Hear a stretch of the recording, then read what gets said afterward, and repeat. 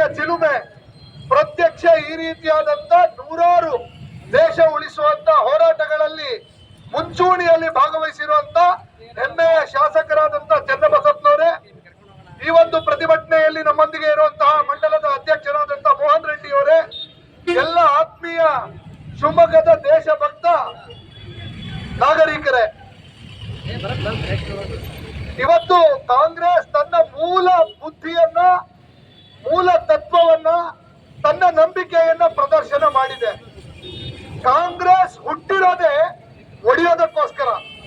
ಅವರನ್ನ ಮನೆ ಒಳಗಡೆ ಬಿಟ್ರೆ ಮನೆ ಹೊಡಿತಾರೆ, ಒಂದ್ ಜಾತಿ ಒಳಗಡೆ ಬಿಟ್ರೆ ಜಾತಿ ಹೊಡಿತಾರೆ, ಧರ್ಮದ ಒಳಗಡೆ ಬಿಟ್ರೆ ಧರ್ಮ ಹೊಡಿತಾರೆ.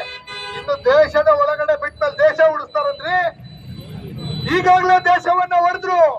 47ರವರೆಗೆ ಅಖಂಡವಾಗಿದ್ದಂತ ದೇಶವನ್ನ ಪಾಕಿಸ್ತಾನ ಅನ್ನುವಂತ ಮಗ್ಗಲು ಮುಳ್ಳನ್ನ ಸೃಷ್ಟಿ ಮಾಡಿ ದೇಶವನ್ನ ಹೊಡೆದ್ರು. ದೇಶಕ್ಕೆ ಸ್ವತಂತ್ರ ಬಂದ ತಕ್ಷಣ ಪಕ್ಕದ ಚೈನಾದ ಜೊತೆಯಲ್ಲಿ ಎಲ್ಲರೂ ಇಡೀ ಪ್ರಪಂಚ ಚೈನಾವನ್ನ ನಂಬದೆ ದೂರ ಇಟ್ಟಾಗ ಈ ದೇಶದ ಮೊದಲ ಪ್ರಧಾನಮಂತ್ರಿ ಘೋಷಣೆಯನ್ನ ಕೂಗಿದ್ರು. ಏನ್ ಕೂಗಿದ್ರು? ಹಿಂದೂ ಚೀನಿ. ಏನ್ ಕೂಗಿದ್ರು? ಹಿಂದೂ ಚೀನಿ ಬಾಯಿ ಬಾಯಿ ಬಾಯಿ ಬಾಯಿ ಕೂಗಿದ್ ನಾವು ಮಾತ್ರ. ಚೀನಾದವ್ರು ಇಟ್ರು ಚಾಕುವನ್ನ. 10,000 ಜನರ ಕಿಲೋಮೀಟರ್ನಷ್ಟು ಜಾಗವನ್ನ ಕಳ್ಕೊಂಡ್ವಿ. ನೆಹರು ಏನ್ ಹೇಳಿದ್ರು ಗೊತ್ತಾ?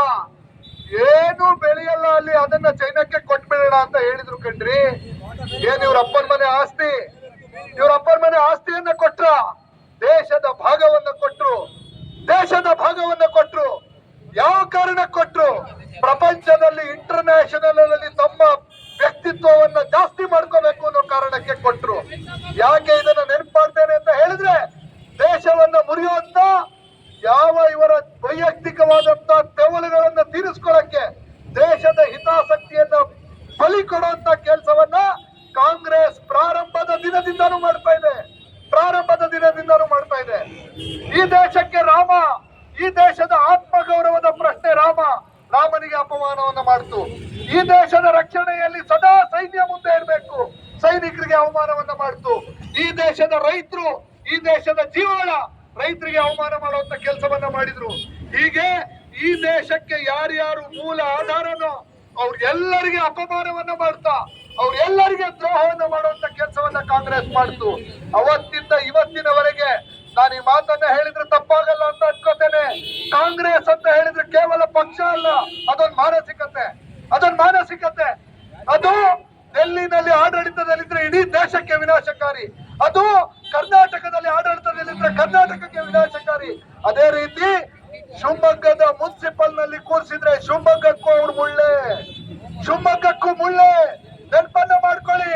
ಸಾವರ್ಕರ್ ಫೋಟೋವನ್ನ ಪಕ್ಕದ ಸರ್ಕಲ್ ನಲ್ಲಿ ಇಟ್ಟರೆ ಸಿದ್ದರಾಮಯ್ಯನವರು ಅಲ್ಲಿಂದ ಪ್ರಶ್ನೆ ಮಾಡ್ತಾರೆ, ಅವ್ರ ಏರಿಯಾದಲ್ಲಿ ಸಾವರ್ಕರ್ ಫೋಟೋ ಯಾಕೆ ಹೇಳ್ಬೇಕು, ಯಾಕೆ ಇಡಬೇಕು? ಸಾವರ್ಕರ್ ಫೋಟೋನ ಈ ದೇಶದಲ್ಲಿ ಇಡದೆ ಎಲ್ಲಿಡ್ಬೇಕು? ನಾಳೆ ಅಕಸ್ಮಾತ್ ಮುನ್ಸಿಪಾಲಿಟಿಯಲ್ಲಿ ಇದೇ ಕಾಂಗ್ರೆಸ್ ಅಧಿಕಾರಕ್ಕೆ ಬಂದ್ರೆ, ಈ ಯಾವ ಸರ್ಕಲ್ಗಳಲ್ಲೂ ಕೂಡ ಒಂದು ಬಾವುಟವನ್ನು ಕಟ್ಟಕ್ ಬಿಡೋದಿಲ್ಲ. ಅವ್ರು ಭಾವಿಸ್ತಾರೆ ನಾವ್ ಇದನ್ನ ಪಾಕಿಸ್ತಾನ ಬರ್ಕೊಟ್ಟಿದೀವಿ ಅಂತ ಹೇಳಿ. ಯಾಕಂತ ಹೇಳಿದ್ರೆ ಅವ್ರಿಗೆ ಅನ್ಸತ್ತೆ ಒಂದ್ ಏರಿಯಾದಲ್ಲಿ ಮುಸಲ್ಮಾನರ ಸಂಖ್ಯೆ ಜಾಸ್ತಿ ಆದ್ರೆ ಅದನ್ನ ಪಾಕಿಸ್ತಾನದ್ದು ಅಂತ ಹೇಳೋಣ ಅಂತ. ಈ ಮಾನಸಿಕತೆ. ಯಾಕೆ ಇದನ್ನ ಒತ್ತಿ ಹೇಳ್ತಾ ಇದ್ದೇನೆ ಅಂತ ಹೇಳಿದ್ರೆ, ಇದೇ ಮಾನಸಿಕತೆಗೆ ನೀರ್ ಎರ್ದು ಎಲ್ಲಿವರೆಗೂ ಬಂದಿದೆ? ವಿಧಾನಸೌಧ ಇಡೀ ದೇಶ, ಇಡೀ ರಾಜ್ಯಕ್ಕೆ ಶಾಸನವನ್ನ ಮಾಡಬೇಕಾಗಿರುವಂತ ಜಾಗದಲ್ಲಿ ಚುನಾವಣೆಯನ್ನ ಗೆದ್ರೆ ಪಾಕಿಸ್ತಾನದ ಪರವಾಗಿ ಘೋಷಣೆಯನ್ನ ಹಾಕ್ತಾರೆ ಅಂತ ಹೇಳಿದ್ರೆ, ಇವ್ರ ಮಾನಸಿಕತೆಯನ್ನ ಯೋಚನೆ ಮಾಡಿ. ಇನ್ನು ಬಾಂಬ್ ಬ್ಲಾಸ್ಟ್ ಆಗೇ ಇಲ್ಲ ರಾಮೇಶ್ವರಂ ಕೆಫೆನಲ್ಲಿ. ಈಗಾಗಲೇ ಅದರ ಸಚಿವರು ಹೇಳ್ತಾರೆ ಅದೇನೋ ಒಂದ್ ಸಣ್ಣ ಪಟಾಕಿ ಹೊಡೆದಿದ್ದಂತೆ, ಅದ್ಯಾವ್ದೋ ಸಣ್ಣ ಬ್ಲಾಸ್ಟ್ ಅಂತೆ. ಹೌದು ಸ್ವಾಮಿ, 8 ಜನ ಮೈಕೈ ಕಾಲನ್ನ ಬೆಟ್ ಮಾಡ್ಕೊಂಡು ಆಸ್ಪತ್ರೆಯಲ್ಲಿ ಇದಾರಲ್ಲ, ಅವ್ರು ಯಾವ ಬ್ಲಾಸ್ಟ್ ಇಂದ ಹೋದ್ರು?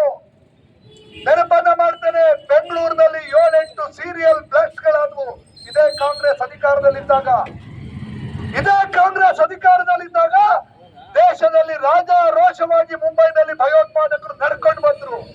ಯಾಕೆ ನಡ್ಕೊಂಡು ಬಂದ್ರು ಅಂತ ಹೇಳಿದ್ರೆ, ಇವರು ಸೈನ್ಯದ ಮಾನಸಿಕತೆಯನ್ನ ಕುಗ್ಗಿಸಿದ್ರು. ಒಂದು ಗುಂಡನ್ನು ಕೂಡ ಪಾಕಿಸ್ತಾನದ ಮೇಲೆ ಹಾರಿಸ್ಲಿಕ್ಕೆ ಬಿಟ್ಟಿರ್ಲಿಲ್ಲ. ಸೈನ್ಯವನ್ನ ಇವರ ಮನೆಯ ಜೀತಕ್ಕಿಟ್ಕೊಂಡಿದ್ರು. ಇವತ್ತು ಸೈನ್ಯಕ್ಕೆ ಎಷ್ಟು ಅಧಿಕಾರವನ್ನ ನರೇಂದ್ರ ಮೋದಿ ಸರ್ಕಾರ ಸರ್ಜಿಕಲ್ ಸ್ಟ್ರೈಕ್ ಅಲ್ಲಿ ತೋರಿಸಿದೆ. ಕನಸು ಮನಸ್ಸಿನಲ್ಲೂ ಭಾರತದ ಬಗ್ಗೆ ಯೋಚನೆ ಮಾಡಬಾರದು. ಒಂದ್ ಹೆಜ್ಜೆ ಮುಂದೆ ಹೋಗಿ ಈ ದೇಶಕ್ಕೆ ವಿದ್ರೋಹವನ್ನ ಮಾಡಿರುವಂತವ್ರು ಯಾವುದೇ ದೇಶದಲ್ಲಿರ್ಲಿ ಹುಡುಕಿ ಹುಡುಕಿ ಹುಡುಕಿ ಹೊಡಿತಾ ಇದೀವಿ ಕಣ್ರಿ. ಇವತ್ತು ಕೂಡ ಒಬ್ಬನ ಹೊಡೆದಿದೀವಿ, ಸಿದ್ದರಾಮಯ್ಯನವರೇ, ಡಿ ಕೆ ಶಿವಕುಮಾರ್ ಅವರೇ, ಬಾಂಬ್ ಬ್ಲಾಸ್ಟ್ ಮಾಡಿದವರನ್ನ ನೀವು ಕ್ಷಮಿಸಬಹುದು. ಕೇಂದ್ರ ಸರ್ಕಾರದಲ್ಲಿರುವಂತ ನರೇಂದ್ರ ಮೋದಿ ಯಾವ ಕಾರಣಕ್ಕೂ ಕ್ಷಮಿಸಲ್ಲ. ನೆನ್ಪಿಟ್ಕೊಳ್ಳಿ, ನೀವು ರಕ್ಷಣೆಯನ್ನ ಮಾಡಕ್ ಹೋದ್ರೆ ಇತಿಹಾಸವನ್ನ ಕೇಳಿದಿರಿ. ಸರ್ಪಯಾಗ ನಡಿಬೇಕಾದ್ರೆ ಕಡೆಗೆ ತಕ್ಷಕ ಅನ್ನುವಂತ ಹಾವು ಇಂದ್ರನ ರಕ್ಷಣೆಯನ್ನ ಪಡ್ಕೋತಾನೆ, ಇಂದ್ರನ ಸಿಂಹಾಸನಕ್ಕೆ ಸುತ್ಕೋತಾನೆ. ಆಗ ಕೆಳಗಡೆ ಹೋಮ ಮಾಡ್ತಾ ಇರುವಂತ ಋಷಿ ಮುನಿಗಳು ಹೇಳ್ತಾರೆ, ತಕ್ಷಕ ನಿನ್ನ ರಕ್ಷಣೆಗೆ ಇಂದ್ರ ನಿಂತಿದ್ದಾನೆ, ನೀನ್ ಭಾವಿಸಿದ್ಯಾ?